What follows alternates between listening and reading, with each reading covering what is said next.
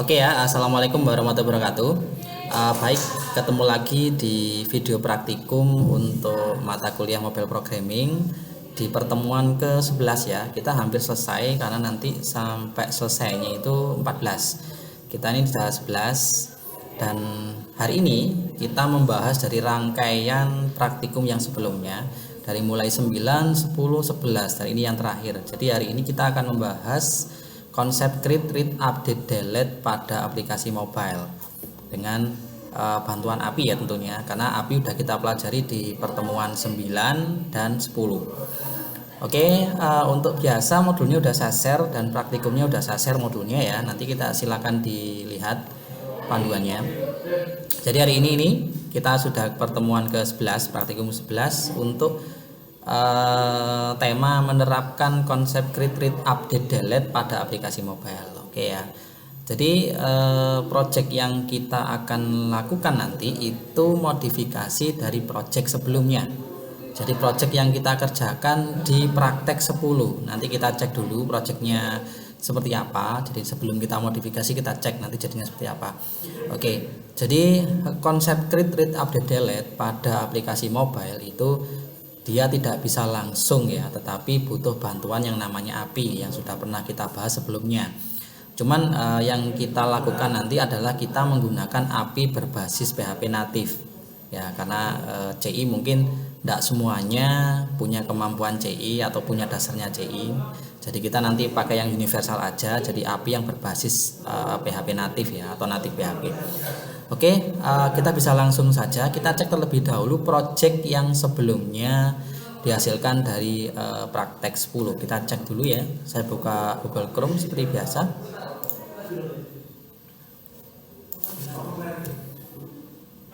Seperti ini ya, localhost, terakhir adalah mobile 5 ya. Nah, seperti ini. Jadi terakhir kita prakteknya menghasilkan data yang di model seperti ini, di list seperti ini. Kemudian kalau saya tekan maka dia akan muncul detailnya ya. Nah, tapi nanti di video kali ini kita akan mencoba untuk membuat form create, kemudian read-nya tetap sama menggunakan ini, kemudian ada form untuk update dan delete-nya seperti itu. Nanti kita modifikasi, sebenarnya sudah ada basis yang kita lakukan di praktikum 9 seperti ini, FAB ya, floating action button di pojok kanan bawah seperti ini. Cuman ini formnya agak sedikit berbeda karena emang skenario kita di praktek 9 berbeda dengan yang sekarang ya. Di sini ada 3 isian, tetapi yang akan kita lakukan nanti sekitar ada 8 atau 9 isian. Nah, kurang lebih seperti itu. Nanti kita rubah formnya agar bisa sesuai dengan skenario kita kali ini, oke? Jadi ini ya, jadi minimal project kalian sebelumnya adalah yang bentuk seperti ini. Nah, seperti ini ya bentuknya. Nanti kita modifikasi ya berdasarkan itu, baik modifikasi dari sisi API-nya maupun dari sisi aplikasi mobilenya ya. Nanti ada banyak yang harus dirubah. Oke, kita langsung aja ke langkah yang pertama. Jadi pada langkah pertama silakan membuka file index.html yang ada di folder mobile 5. Oke, kita buka dulu filenya di mobile 5 ini ya, mobile 5. Indeksnya kita buka menggunakan Visual Studio Code seperti biasa. Saya menggunakan VSCode ya. Kalau kalian bisa pakai yang lain juga silakan, tidak ada masalah. Oke, kita berikutnya. Jadi pada langkah ini kita akan buat loader ya. Jadi buat loader agar proses saat membaca data ataupun proses yang lain nanti itu bisa ketahuan. Jadi user itu punya semacam interface yang memberikan informasi bahwa prosesnya sedang berjalan seperti itu. Jadi karena ini studi kasus kita yang akses data, maka nanti kita akan membuat loader untuk akses data. Nanti kita bisa coba bagaimana sih loadernya. Untuk loadernya Framework 7 sudah ada ya di menu dialog itu. Nanti kita bisa coba beberapa. Cuman kalau yang praktikum kali ini saya akan mencoba untuk app dialog progress ya. Nanti yang loadernya bukan bulat tapi progress kayak apa ya? Progress bar gitu ya, lurus kiri kanan akan gerak gitu seperti itu. Oke, sekarang kita lihat terlebih dahulu. Kita lihat ininya. Jadi ini pada langkah ini kita akan membuat sebuah loader pada proses akses data dijalankan. Tujuannya adalah saat aplikasi memproses data retrieve, maka visualisasi di sisi interface aplikasi yang mengindikasikan bahwa proses sedang berlangsung. Tuh. Jadi kalau ada loading lah, gampangnya loading itu ya, maka kita sebagai user kita akan tahu bahwa itu sedang proses. Maka jangan menggunakan atau jangan memberikan proses yang lain. Nah, ini. Jadi tambahkan yang sintak yang warna hijau di sini ya. Jadi kita masuk ke function data kantor, di indeks kita cari ya. Function data kantor. Nah, ini. Nah, ini ya. Function data kantor. Kemudian kita di sini tambahkan yang warna hijau. Berarti ini ya, app.dialog.progress akses data. Ini saya copy seperti ini. Saya copy. Saya tempatkan di atasnya get.json ya, berarti di sini penempatannya. Nah, seperti ini. Kemudian kita cek lagi yang warna hijau yang lain. Di sini ada if ya. Ternyata di sini saya ada if. Ini saya copy. Di bawahnya get.json langsung, berarti di bawahnya get.json seperti ini langsung, kurang lebih seperti ini. Nah, kurang lebih seperti ini. Kemudian di bawah juga ada else. Ini nanti kita pindah aja. Jadi else ini tutupnya if ya pasti, maka kita susun dulu else-nya sampai sini. Seperti ini, kita copy. Kemudian kita if-nya di sisi mana ya? Di sisi kita lurusannya di sini, berarti setelah ini. Kita beri if misalkan. Atau gini aja paling gampang. Nah, ini kita tutup dulu langsung di sini. Contoh seperti ini. Nah, gini. Nah, seperti ini ya. Kemudian var dt-nya ini saya cut. Kita cut. Kita pindah ke dalam if-nya yang ini. Nah, ini sebenarnya adalah, nanti saya jelaskan. Kita jelaskan sedikit ya ini ya. Seperti ini. Saya tata dulu kayak biasa biar nanti kalau ada yang salah kita gampang ngeceknya. Oke, ini seperti ini. Maksudnya adalah saat function data kantor diakses, maka sini sudah membuat sebuah progress. Jadi semacam loader gitu, progress. Kemudian dia jalankan get.json di sini. Kemudian di sini adalah app dialog close. Jadi jika get.json ini sudah selesai untuk mengambil data di API, maka dia akan jalankan app.dialog.close. Jadi nutup progress ini, gitu ya. Kemudian di sini dicek jika hasilnya length itu untuk ngecek panjangnya. Kalau di sini berupa array, bukan array sebenarnya ya, tapi ini berbasis kelas, tapi array juga. Jika array ini panjangnya tidak sama dengan 0, maka proses datanya.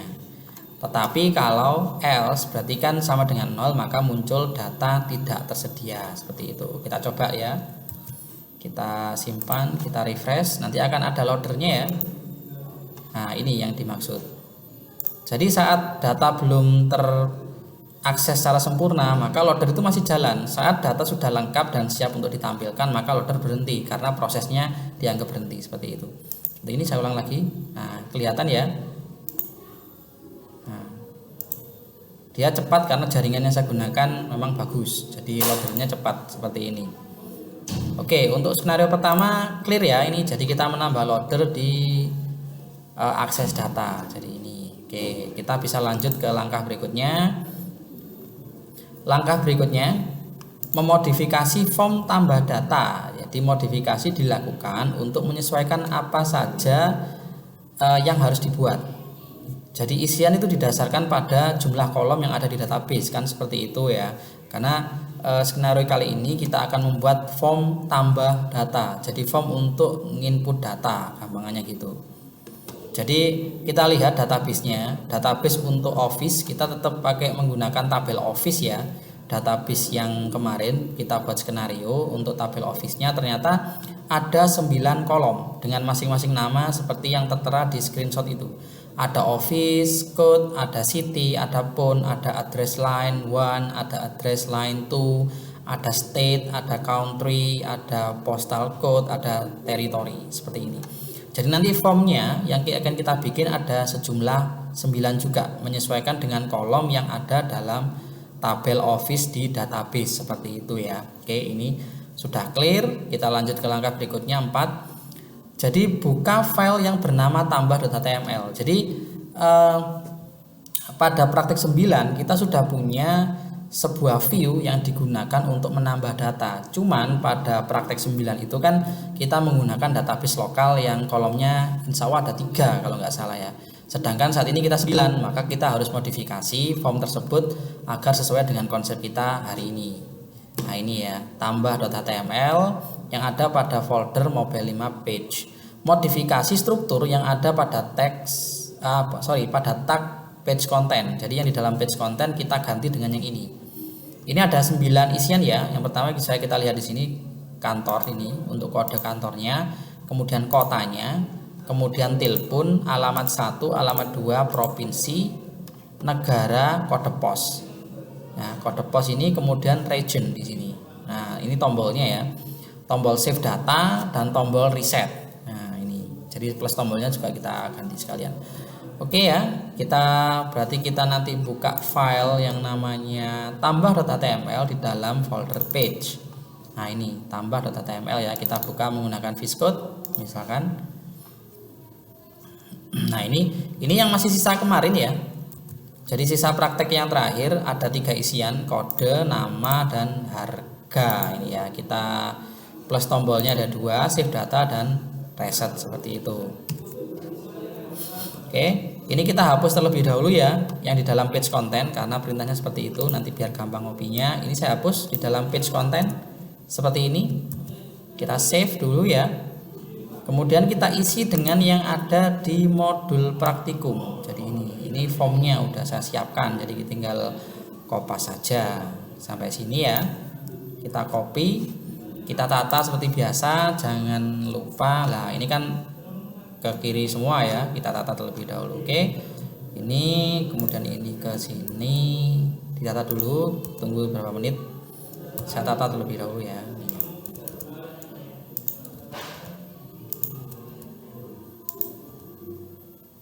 Seperti ini. Oke, ini yang kedua.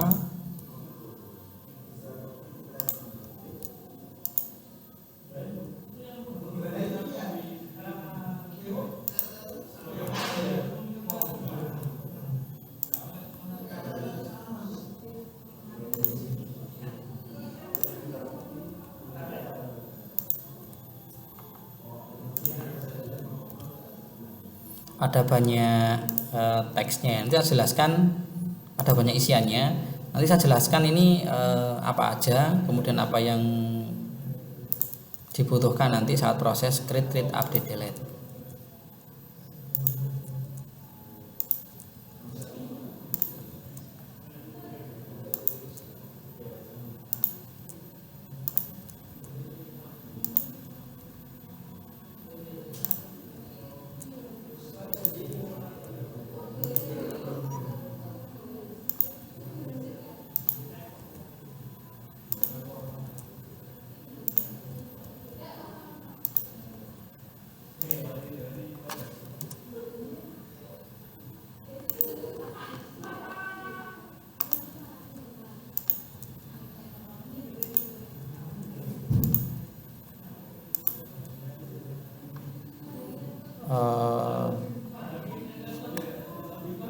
Sangat banyak ini ya.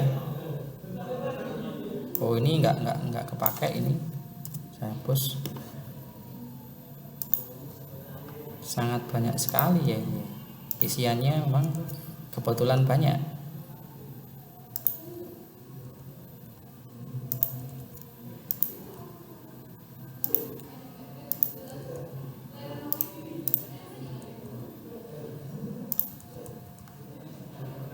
Nah ini hampir selesai, ini isian terakhir ya. Kemudian ada div class block untuk tombolnya ini, ada 2 tombol, simpan dan reset seperti itu. Oke, ini saya. Oke, sampai sini udah clear ini. Oke, jadi saya jelaskan. Jadi ada 9 isian. yang saya model bentuk list ya, seperti biasa. Di sini ada kode kantor yang ber-ID txt kode dengan max length-nya 5 dan kelasnya menggunakan FRM tambah. Jadi di sini saya akan mencoba untuk membuat sebuah mekanisme untuk nge-clear isian dari teks, tapi bukan by ID tapi by class. Kalau yang biasanya kita menggunakan by ID ya, karena menyebutkan satu-satu nanti, tapi kalau by class kita hanya menyebutkan nama kelasnya apa, maka seluruh objek yang berkelas tersebut akan di-clear nilainya seperti ini. Jadi nanti sekali sintak aja seluruh isian ini akan clear sendiri, clear otomatis ya nanti ya. Jadi ini ada, saya menggunakan kelas FRM tambah, txt kode, txt kota, txt telp ya, txt alamat 1, txt alamat 2, provinsi, txt negara, dan txt kode pos, txt region seperti ini. Ini tombolnya ada dua, simpan ya dan reset. Kalau simpan nanti dia memanggil ini method function yang bernama save data. Kalau reset saat diklik dia akan memanggil ini.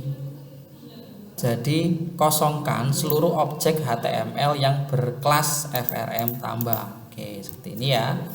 Kita coba terlebih dahulu hasilnya. Kita refresh. Kita lihat. Ternyata udah ya. Ini isiannya ada 9 sesuai ini. Oke, ini simpan dan resetnya. Oke, sekarang kita ke proses simpannya ya. Kita ke proses simpannya. Langkah berikutnya jadi mengubah struktur yang ada pada tag save data. Jadi ini ya. Jadi yang kita ganti adalah proses yang simpannya. Nah, ini kita ganti karena dulu proses simpannya adalah 3 isian saja, sedangkan kita sekarang ada 9, maka pasti berubah kan mekanismenya. Jadi kita ini save data. Cara paling gampang saya hapus dulu yang ada di dalam save data ini. Jadi sisakan seperti ini. Nah, ini kemudian kita copy dari yang ini karena panjang sintaknya saya jelaskan juga. Kita copy dulu, kita tempatkan di dalam method function save data seperti ini. Kita tata ya.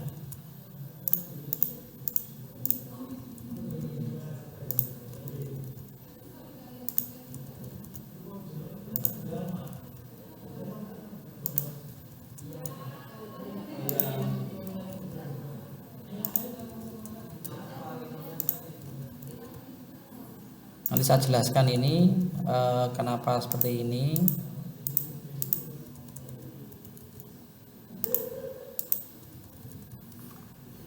Karena memang rata-rata untuk yang script yang di praktek ini itu panjang-panjang ya. Jadi mungkin agak sedikit lama durasi videonya nanti. Karena termasuk kita harus nata ini ya scriptnya.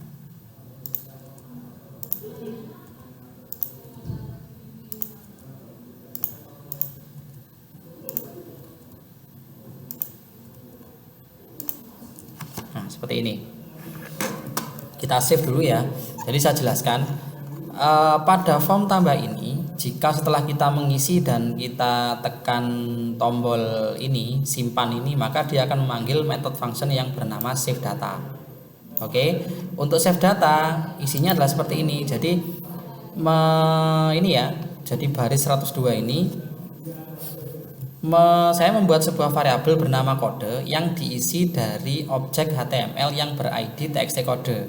Kemudian baris berikutnya saya membuat sebuah variabel bernama kota yang diisi dari objek HTML yang ber-ID txt kota dan seterusnya sampai isian terakhir region.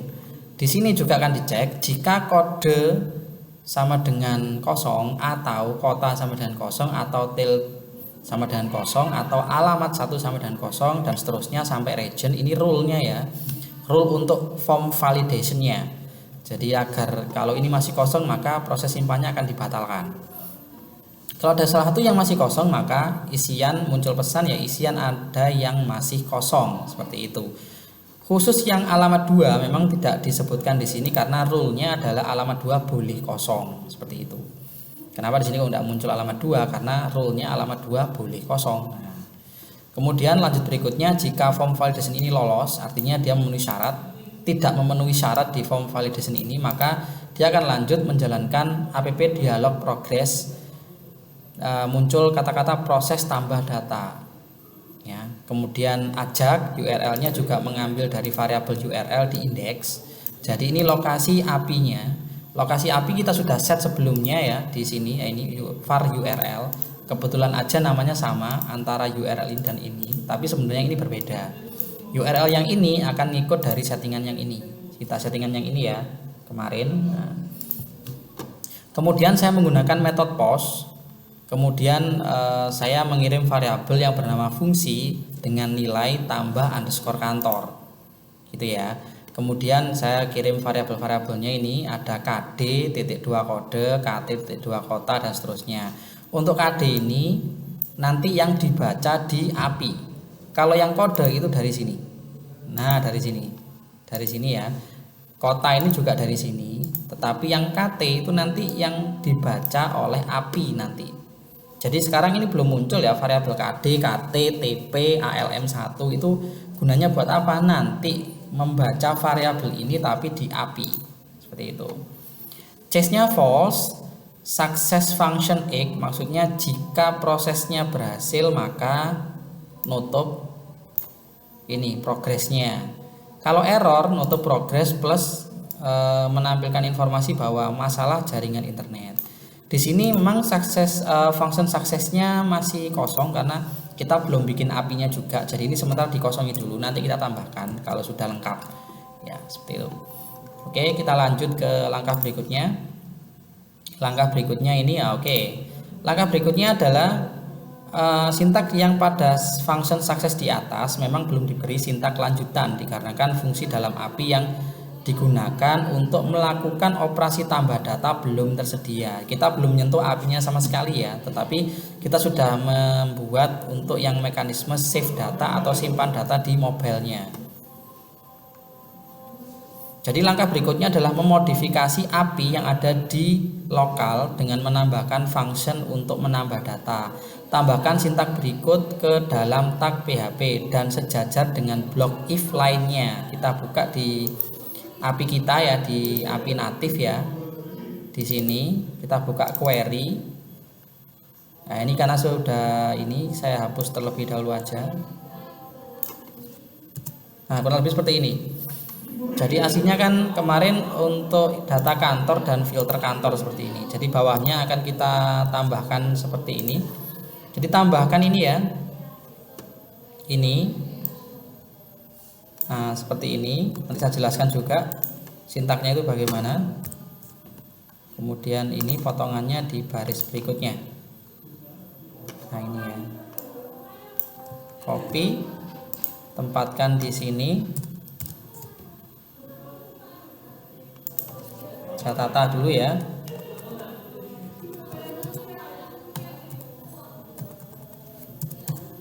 Simpan seperti ini. Oke.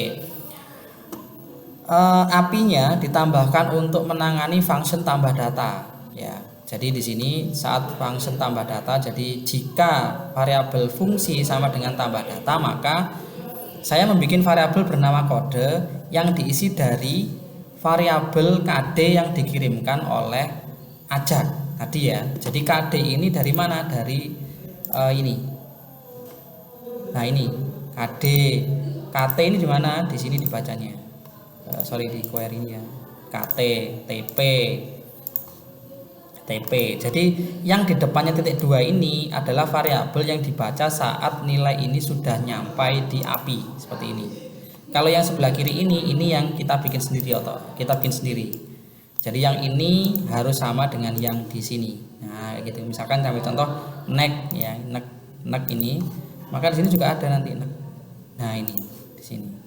Seperti itu ya. Kemudian setelah ngambil nilainya yang dikirimkan oleh ajak di API, saya membuat SQL seperti ini, insert into office value. Saya sesuaikan dengan tata cara dan format SQL ya, seperti ini. Kemudian di sini saya eksekusi SQL-nya menggunakan fungsi mysqli_query, dolar koneksinya, kemudian SQL-nya yang dipanggil.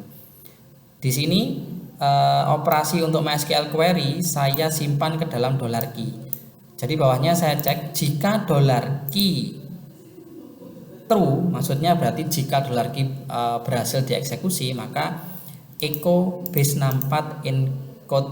Nah ini, jadi kalau saya berhasil maka mengembalikan nilai 1, kalau gagal 0. Cuman di depannya saya beri base64 ya.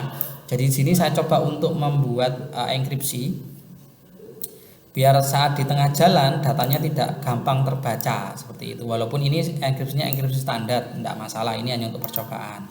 Jadi angka 1 ini tidak dikirimkan berupa 1, tetapi dienkripsi dulu menggunakan base64. Ya, oke. Ini setelah ini maka kita kembali ke tambahnya. Nah, ditambah kita harus memberikan mekanisme untuk yang di dalam sukses ya, seperti itu. Kita langkah berikutnya berarti ya. Oke. Langkah berikutnya adalah upload file API yang telah dimodifikasi pada langkah sebelumnya ke hosting. Jadi kita upload ini ya. Kita upload file query.php ini ke hosting karena ada penambahan di sisi sini. Penambahan di sini. Sebenarnya ada dua cara sebenarnya. Kita bisa langsung edit di hosting atau di lokal kemudian di-upload. Tapi saya lebih memilih yang cara kita edit di lokal dulu kemudian kita upload seperti itu. Saya buka hosting saya terlebih dahulu ya. Hosting saya.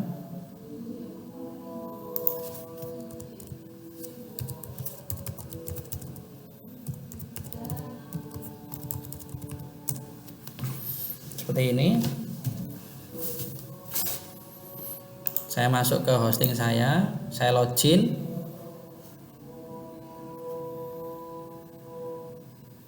Kemudian saya masuk ke file manager ya. File manager.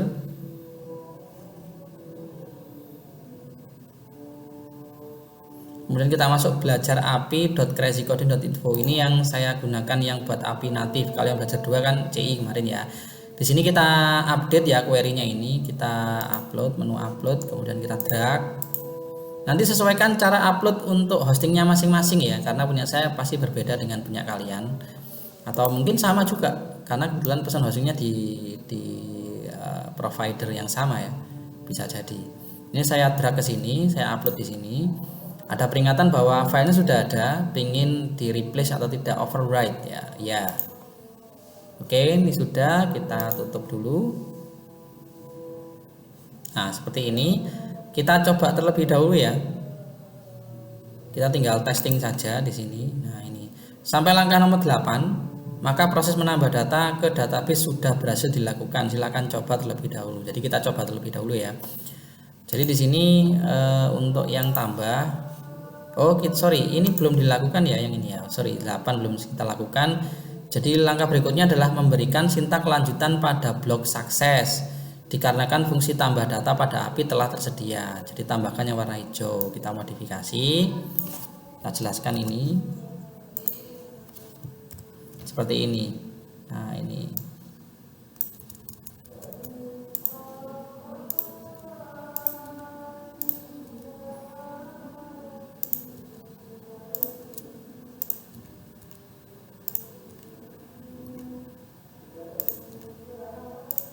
kurang lebih seperti ini.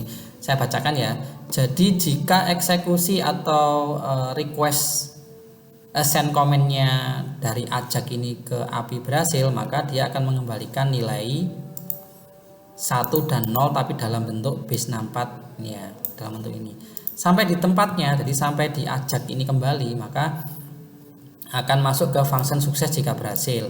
Di sini ada variabel x. Variabel x ini adalah yang menyimpan nilai 1 dan 0 di sini. Nah, di sini saya tutup dulu ya progresnya, berhenti karena ini sudah selesai. Kemudian saya bikin sebuah variabel bernama dt, diisi dari atop x. Atop itu adalah base64 decode. Jadi mengembalikan dari encode ke decode. Jadi di sini di gampangannya di dekripsi, di decrypt lagi. Jadi atop itu untuk merubah ini ya. Jadi base64 decode, kebalikannya ini untuk dikembalikan ke nilai angka aslinya 1 atau 0 di sini. Di sini digunakan fungsi atop.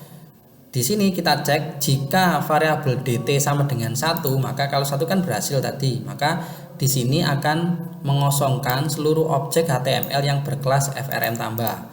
Kemudian muncul dialog yang isinya data berhasil ditambahkan. Kemudian jika saya tekan OK, maka akan mengakses atau memanggil fungsi data kantor di sini. Seperti itu. Jadi setelah kita berhasil nyimpen data, kita harusnya adalah merefresh data yang diindeks. Nah, cara merefreshnya adalah ya memanggil functionnya. Tadi functionnya namanya adalah data kantor, maka di sini untuk cara refreshnya adalah menggunakan atau menjalankan fungsi data kantor. Seperti ini, kita save. Terlebih dahulu kita coba untuk dijalankan ya, untuk dicoba. Misalkan saya membuat data baru di sini ya, misal seperti ini.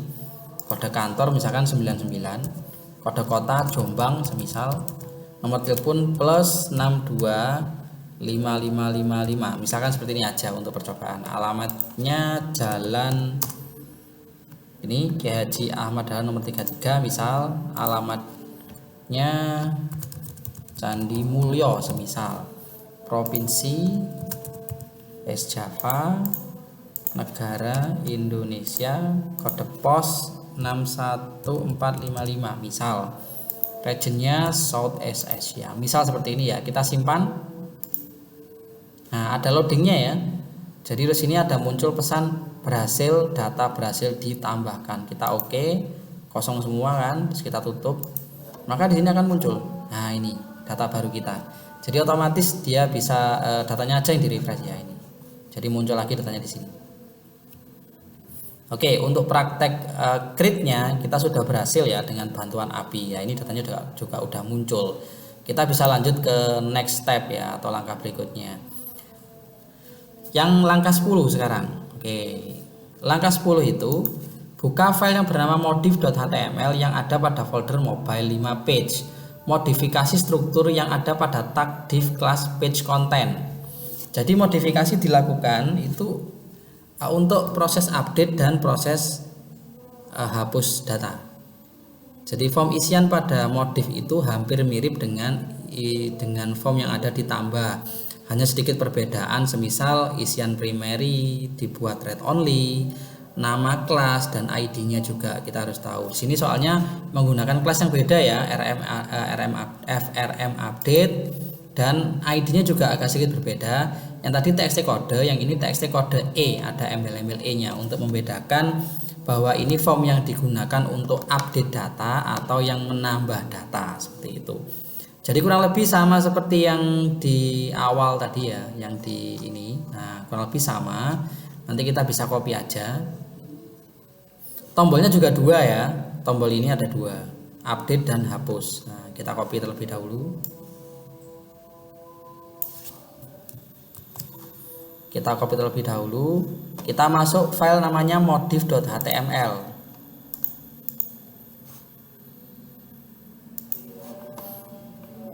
Kita ke modif.html ini ya. Kita buka menggunakan VS Code seperti ini. Nah, ini kan sisa yang lama. Seperti tadi caranya ya. Kita hapus untuk yang bagian ini. Nah, kita hapus. Untuk tombolnya terserah, bisa dihapus bisa tidak, tapi kalau saya enggak ya, daripada saya nanti bikin lagi ininya, jadi saya hapus, saya di luar tombolnya. Jadi saya copy terlebih dahulu.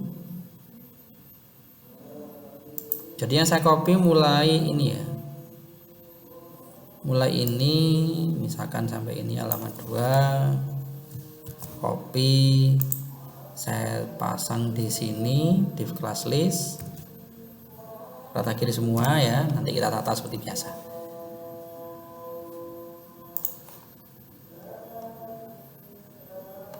Nah, ini di copy juga, ternyata banyak sekali ya.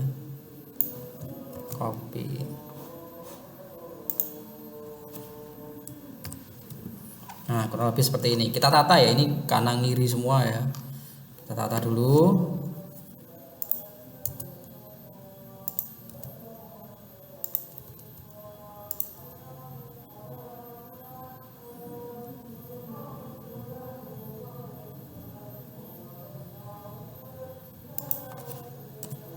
Nah, seperti ini.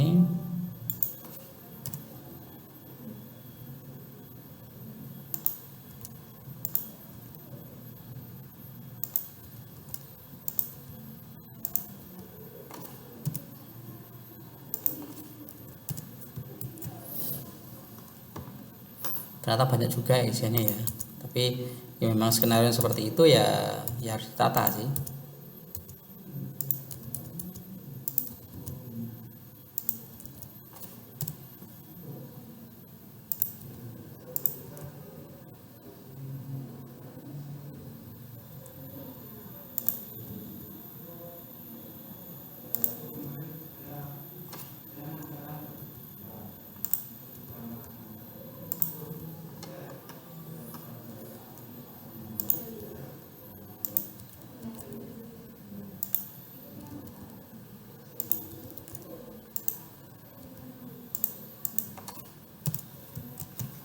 Kita tata lagi bawahnya ya, masih ada banyak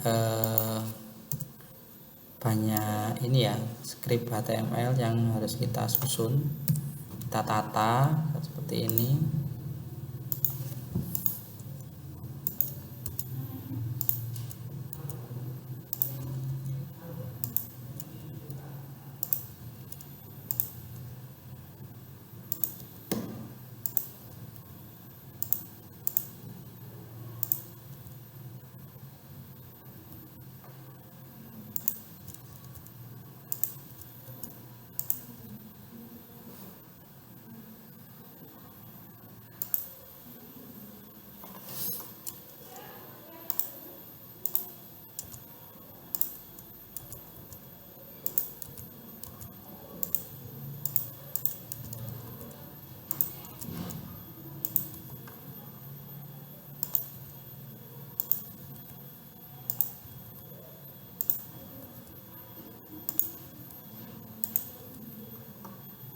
Nah, seperti ini ya. Ini oh ternyata ada yang miss ternyata. Ini saya gini aja. Saya arahkan ke sebelah kiri ya. Kita arahkan sebelah kiri. Nah, seperti ini. Saya arahkan gini aja. Nah, seperti ini. Oke, sudah. Jadi formnya sudah tersedia ya untuk ini proses untuk update. Nah, ini. Jadi form untuk update kita sudah siapkan seperti ini. Tadi saya kecilkan, bisa dibuka sendiri nanti. Dua tombolnya adalah update, tombol update itu akan memanggil sebuah method function yang bernama update data. Kemudian tombol hapus itu akan memanggil method function yang bernama delete data, seperti itu. Untuk yang kita lakukan, ini clear ya untuk formnya. Kita ke langkah berikutnya. Langkah berikutnya adalah memodifikasi ini ya, memodifikasi function lihat detail L. Jadi pada file index itu ada sebuah function yang dijalankan ketika saya memilih sebuah data. Seperti itu. Kalau yang skenario yang lama, jadi saat data itu ditekan, maka yang dimunculkan adalah berupa sheet modal dari bawah. Sedangkan skenario sekarang, jadi saat tombol atau data itu ditekan, maka data akan dimunculkan pada form yang ada dalam modif.html yang sudah kita modifikasi di langkah 10. Jadi yang kita modifikasi adalah struktur yang ada dalam blok function lihat detail L ini ya. Jadi ini, nah seperti ini, kita copy aja. Nanti saya jelaskan juga seperti biasa. Kita copy ya, lihat detail. Kita cek lihat detail di indeks lihat detail. Oh ini ya, kita hapus saja, cara paling mudah. Kemudian kita paste di sini. Nah, saya tata terlebih dahulu ya, nanti kita bisa tahu fungsinya buat apa. Saya tata terlebih dahulu.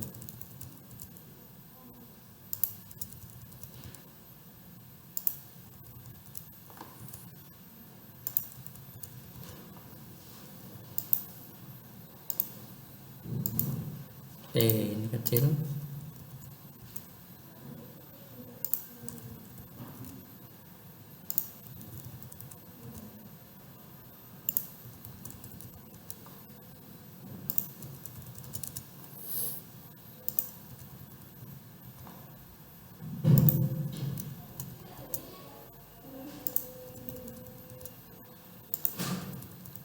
Nah, seperti ini ya.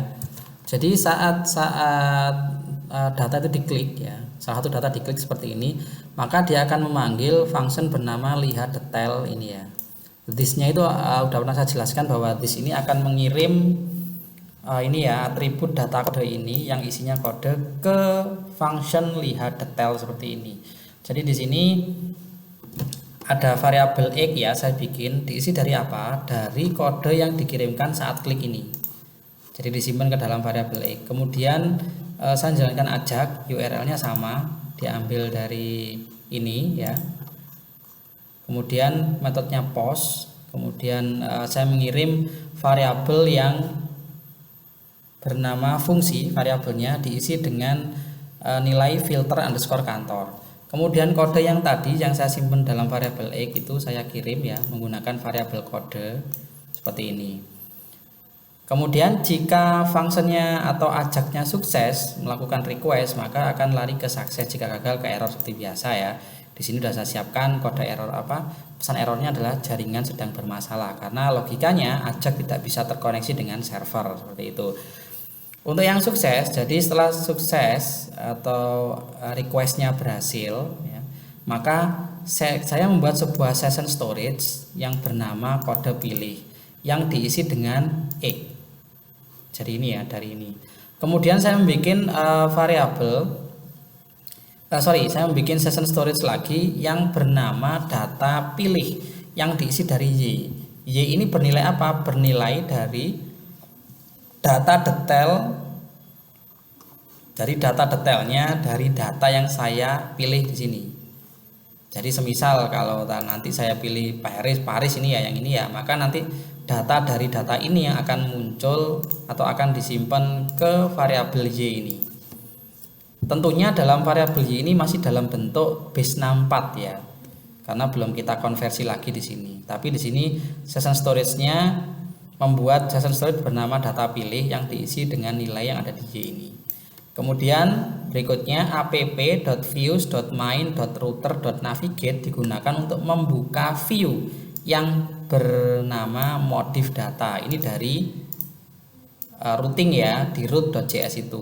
Ini. Oke, jika sudah simpan, kita lihat, kita lanjutkan dulu ya. Kita nggak bisa jalankan ini, kita lihat dulu nanti. Karena ada fungsi yang belum terbuat.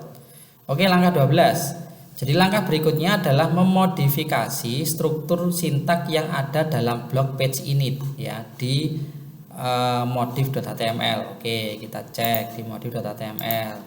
Jadi page initnya ini digunakan untuk mengatur atau memanage data yang di praktikum 9. Nah, di sini nanti kita akan ganti page initnya, digunakan untuk mengelola apa?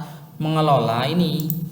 Jadi dua session yang saya kirimkan ke view yang bernama modif data di sini. Jadi kita nanti ngelola ini ya, x dan y-nya seperti itu di sini. Nah, nanti makanya di page ini saya kosongkan. Ganti sintak dalam blok tersebut dengan perintah berikut. Nah, ini saya copy ya. Copy, saya tempatkan di dalam page init seperti ini.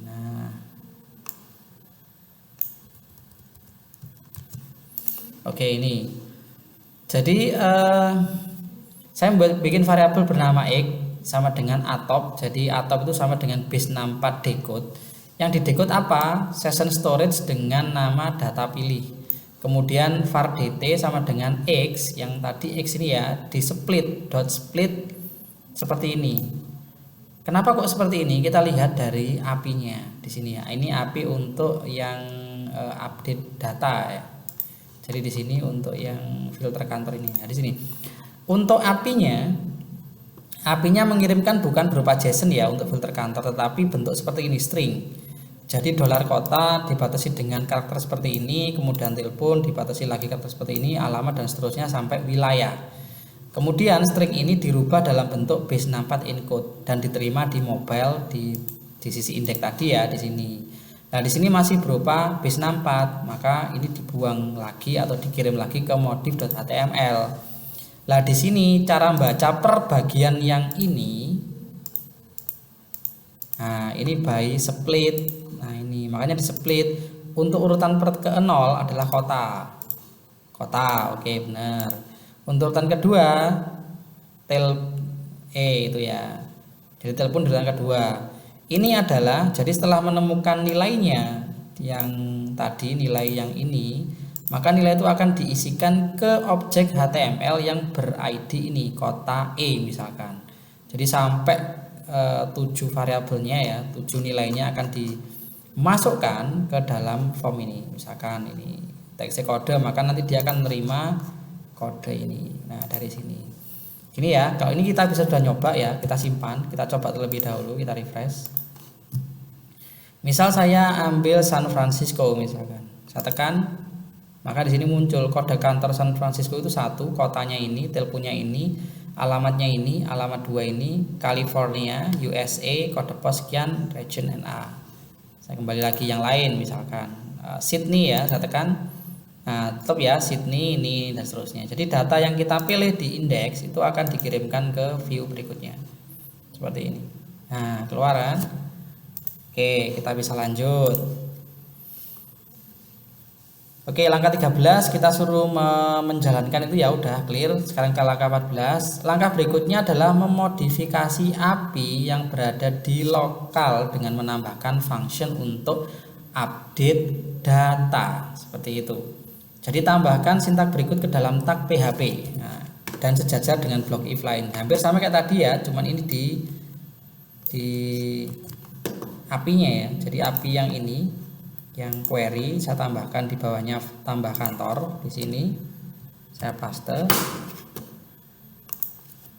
Nah, kurang lebih seperti ini ya.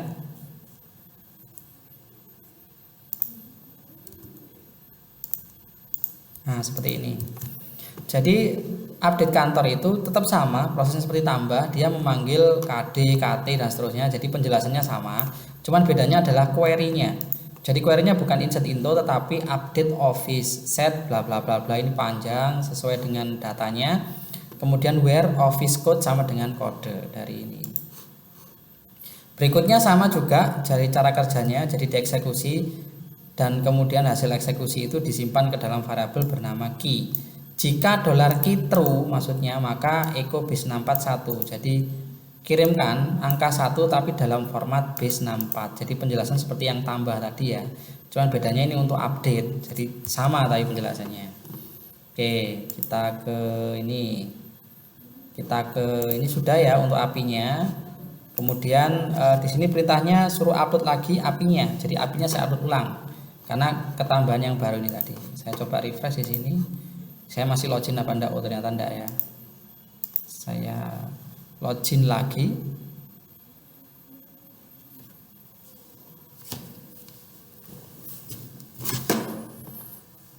Belajar API di sini ya. Belajar API, kemudian upload. Kita upload ulang untuk ininya ya. File API-nya, API native query kita upload ulang misalkan di sini. Yes. Oke.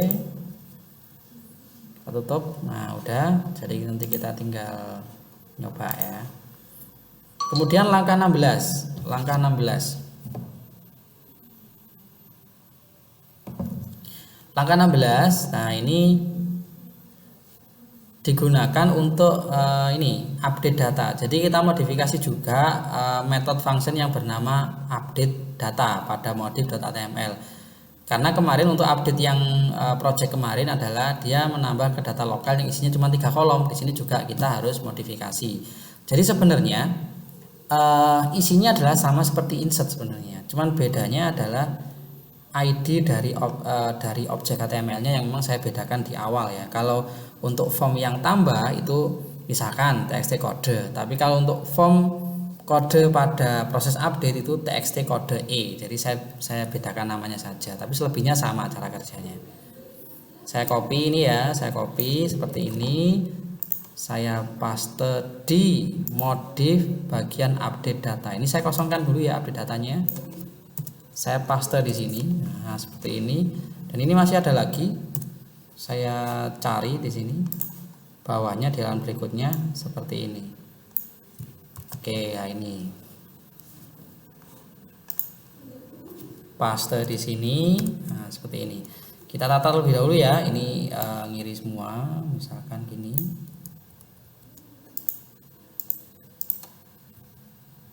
Nah, kurang lebih seperti ini.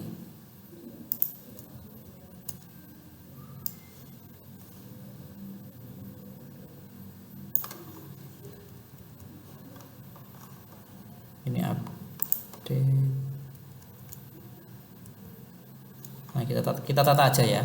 Jadi ini URL-nya, kita lanjut, metode postnya oke, datanya ini oke, ini S-nya harusnya gabung sama yang atasnya ya. Ini. Nah, seperti ini. Chase-nya oke. Sukses. Di sini langsung saya jalankan. Di sini suksesnya langsung ya, metode sukses. Beda seperti yang kita nyoba tambah tadi.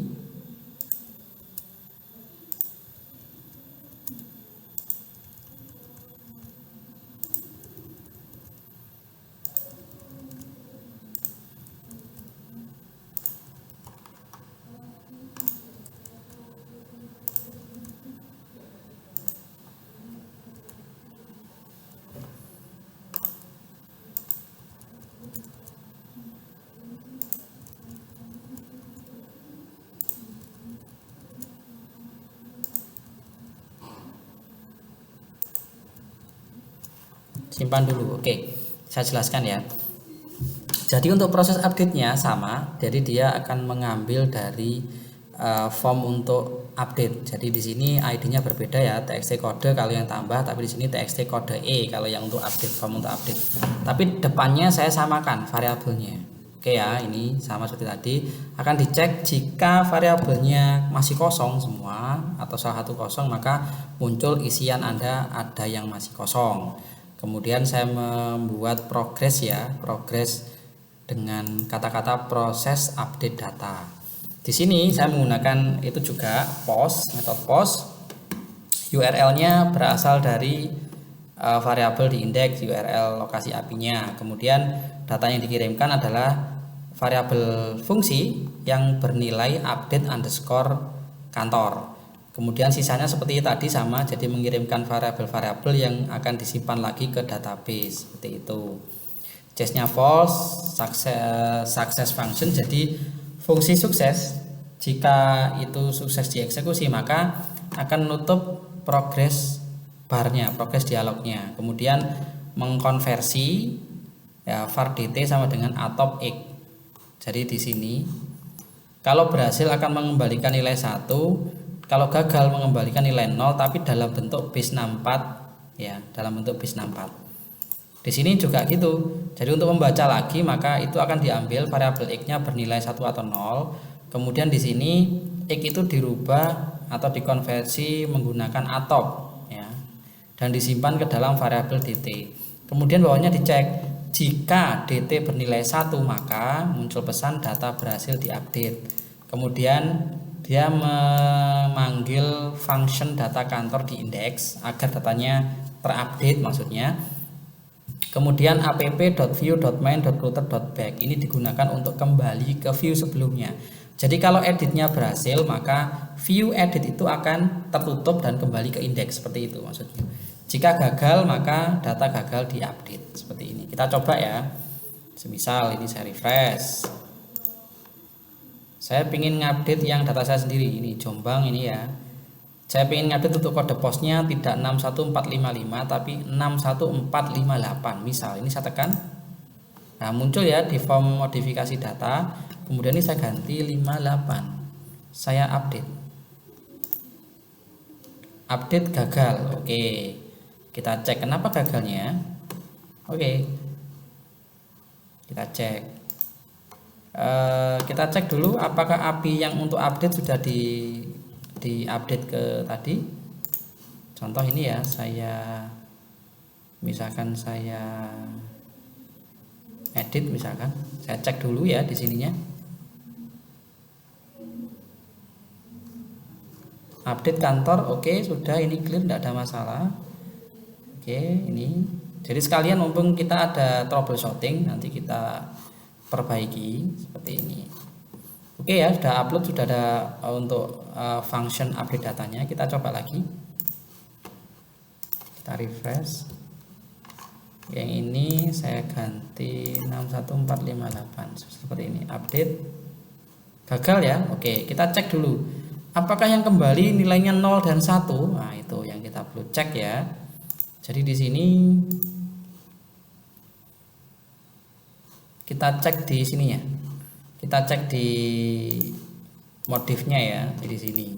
Kita cek. Jadi harusnya tadi larinya ke sini karena dia mengembalikan nilai 0 logikanya gitu ya. Jadi di sini saya konsol dulu. Apakah DT itu bernilai berapa? Nah, kita konsol dulu. Console.log DT seperti ini. Nah, kita save, kita jalankan lagi coba. Nah, ini misalkan kalau saya edit ini, kemudian saya update aja. Ternyata nilainya 0. Jadi kembali dari API itu nilainya 0. Kita cek kenapa kok bisa 0. Nah, ini kita lihat dulu. Kita cek query-nya ya. Kita cek query-nya. Jangan-jangan SQL-nya bermasalah. Ternyata kayaknya ini SQL-nya bermasalah ya kayaknya. Nah, ini kayaknya. Jadi terputus seperti ini, harusnya kan tidak ya. Nah, harusnya kan seperti ini. Jadi terputus ininya ternyata. Nah, ini kita upload ulang atau kalau enggak SQL-nya aja kita copy ini. Daripada upload ulang, kita copy, kita masuk ke hostingnya ya, kita edit seperti ini. Kita ganti SQL yang untuk update data. Nah, ini. Atau langsung ini aja. Nah, ini Nah, seperti ini harusnya ya. Harusnya seperti ini. Kalau ini gini, kalau ini gini. Nah, oke, kita simpan. Ternyata salah SQL-nya saja ya. Oke, kita tutup. Kita coba jalankan ulang. Kita refresh. Jombang, saya ganti 458 seperti ini. Update. Data berhasil diupdate. Oke, ya, nilai 1 kan kembali dari API. Kembali ke sini dia berubah 61458. Oke, ini clear ya. Oke, jadi ada masalah seperti tadi. Kita hilangkan dulu yang diindeks tadi konsolnya. Oh, sorry, di modif ya. Konsolnya kita hilangkan. Tadi ini untuk ngecek aja. Simpan. Oke, untuk update-nya kita sudah clear, tidak ada masalah. Kita lanjut ke skenario berikutnya. Langkah berikutnya adalah memodifikasi API yang berada di lokal dengan menambahkan function yang digunakan untuk menghapus data. Tambahkan sintak berikut ke dalam tag PHP dan sejajar dengan blok if lainnya. Jadi ini kita copy ya, ini untuk hapus data. Kita copy ke dalam ini file API-nya ya, setelah if update kantor seperti ini. Nah, kurang lebih seperti ini. Saya tata terlebih dahulu.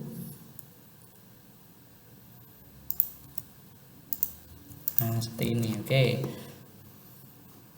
Jadi jika variabel fungsi bernilai delete underscore kantor, maka saya mengambil variabel bernama kd ya. Kemudian isinya saya simpan ke dalam variabel bernama kode. SQL-nya adalah delete from office where office code sama dengan kode ini. Jadi sesuai dengan kode yang saya kirimkan ke API, mana yang mau dihapus, selebihnya sama ya, dieksekusi query-nya. Kemudian jika $key berhasil, maksudnya eksekusi SQL ini berhasil, maka mengembalikan nilai 1 tapi dalam bentuk base64, dan kalau gagal mengembalikan nilai 0 dalam format base64 seperti itu. Kita simpan untuk untuk API-nya ya, kita upload ulang aja. Kita upload.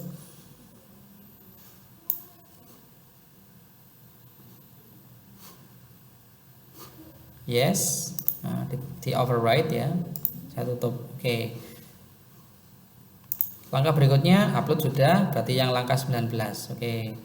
Langkah berikutnya adalah memodifikasi struktur sintak yang ada dalam blok delete data pada file modif.html. Ganti sintak dalam blok tersebut dengan sintak berikut. Nah, ini sintak untuk hapus ya. Saya copy dulu, nanti saya jelaskan.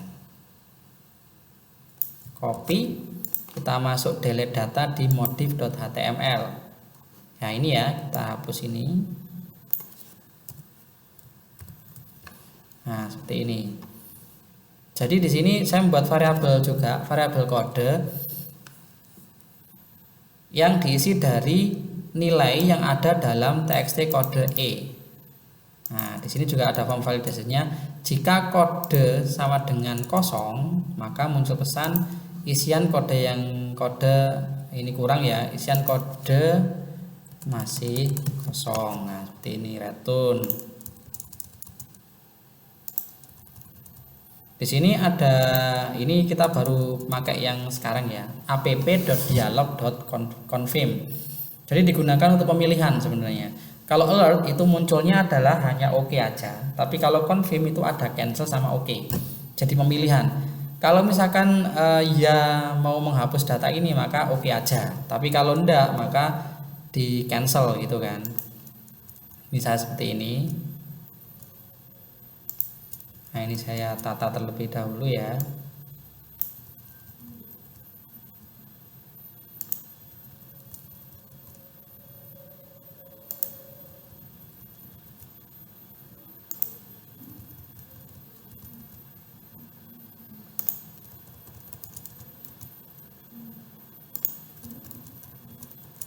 Oh, C-nya hilang, C-nya ya. Kegosok. Nah, ini.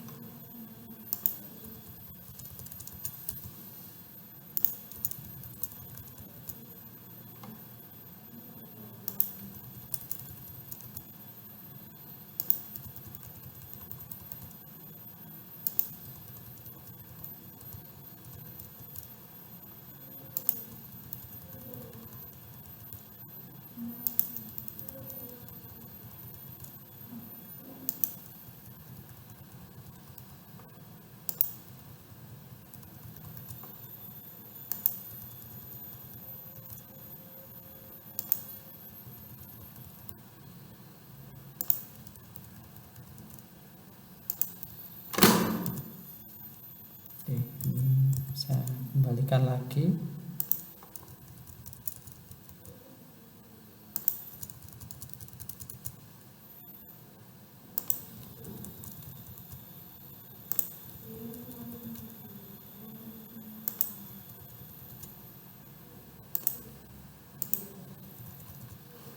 Nah, kurang lebih seperti ini ya. Jadi saya jelaskan.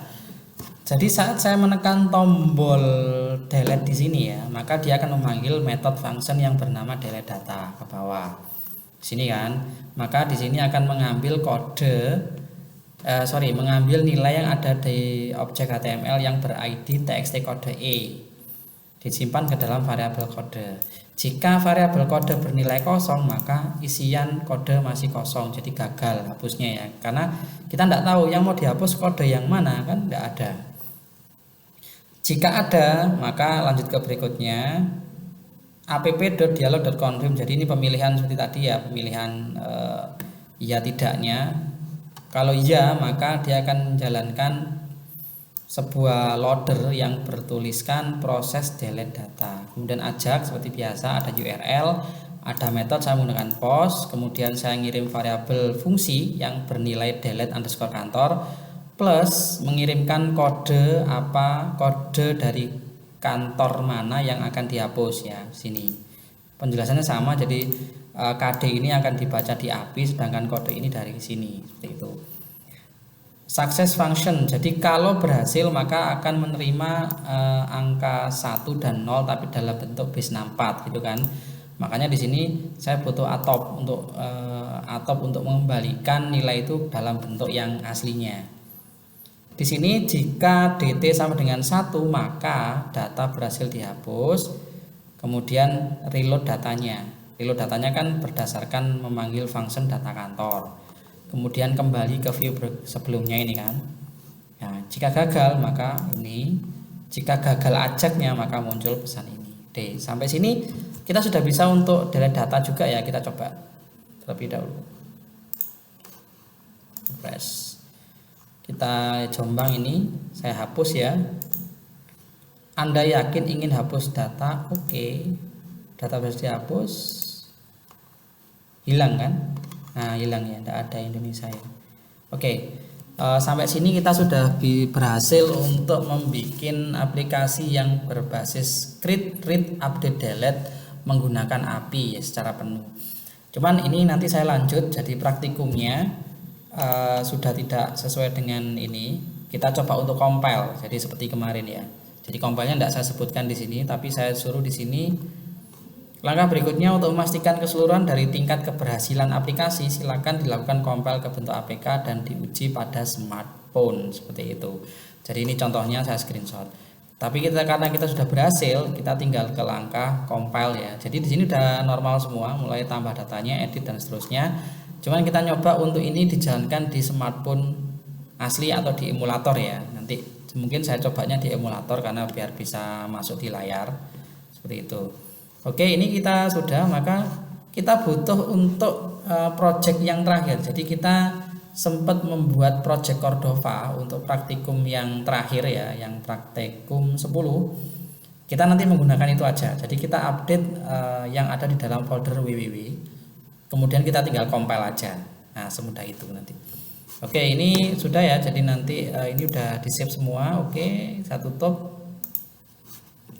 Kemudian kita ke Mobile 5. Kita masuk ke folder Mobile 5. Kita copy di dalam folder 5 ini, model 5, copy ini ya. Kemudian kita masuk ke D, karena kemarin saya membuatnya project Cordova di D ini, API client ya. Nah, seperti ini kan. Kita masih ingat bahwa logo kita yang terakhir adalah seperti ini. Kemudian kita masuk ke www. Kita hapus dulu yang di dalam www. Kita ganti yang dari kita tadi, dari Mobile 5. Nah, kurang lebih seperti ini.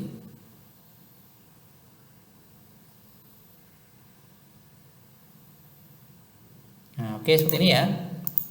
Nah, kemudian kita masuk ke Cordova-nya, kita masuk ke main prompt seperti biasanya. Kita masuk D, cd API client seperti ini. Nah, kemudian kita langsung build aja ya, Cordova build Android seperti ini. Nah, oke, kita tunggu prosesnya. Karena pada dasarnya project ini sudah kita lakukan yang kemarin, yang di 10 untuk uji yang 10 lah. Ini dia proses untuk compilingnya ya.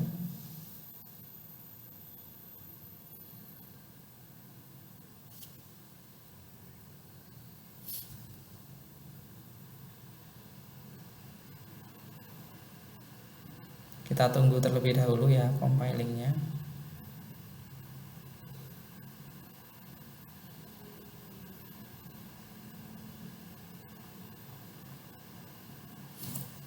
Nah, udah terbuat ya di sini app.debug.apk seperti biasa di platform, di ini, kemudian di app, di build, di output, kemudian di apk debug. Nah, ini ya. Coba kita jalankan yang di emulator ya. Jadi saya buka emulator terlebih dahulu.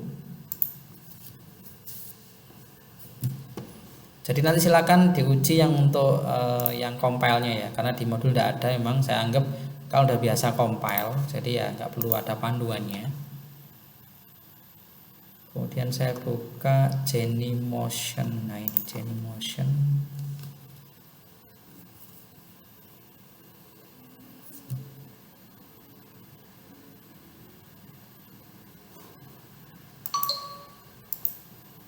Saya jalankan ya, start. Untuk Xiaomi Redmi Note 7 dengan Android 9, Android Pie.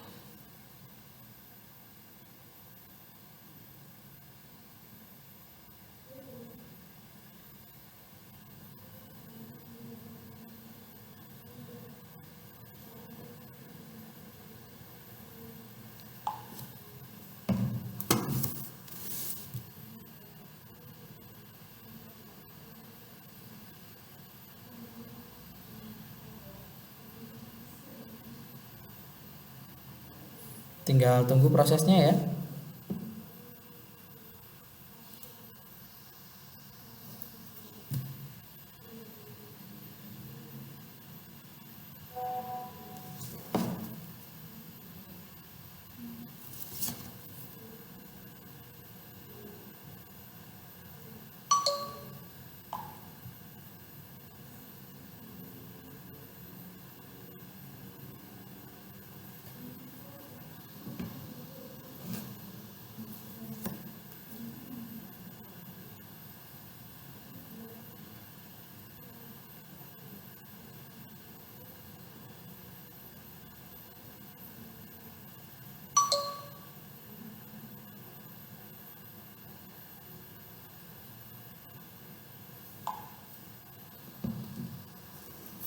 Oke, ini udah normal untuk Androidnya. Coba kita uji di sini APK-nya.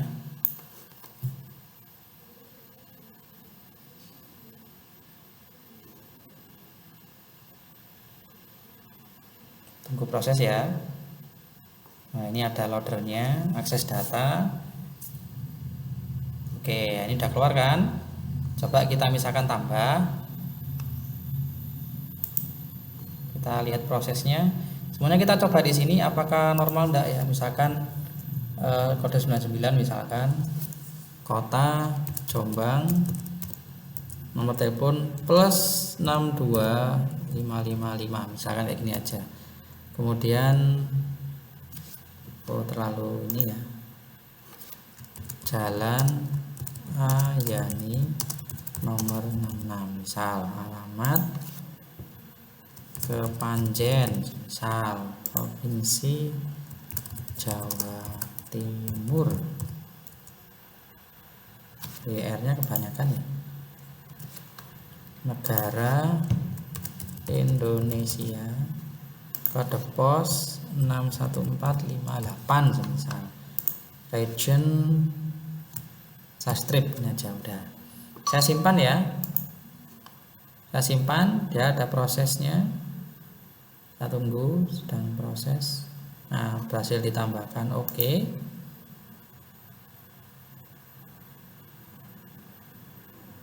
Agak lambat karena emulatornya ya, bukan dari proses untuk insertnya ya, tapi karena emulatornya agak berat. Saya tutup misal. Nah, keluarnya kayak gini kan, berhasil ya. Kemudian saya edit misal, saya edit sini, Jombangnya saya ganti semisal Mojokerto seperti ini. Update.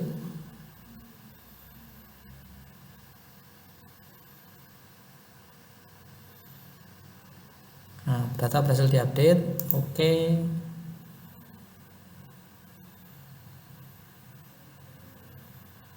Oke, ini Mojokerto keluar kan. Nah, oke, misalkan saya hapus, saya tekan gini, hapus.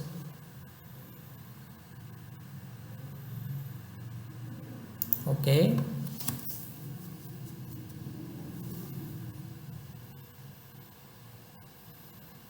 Data berhasil dihapus. Oke.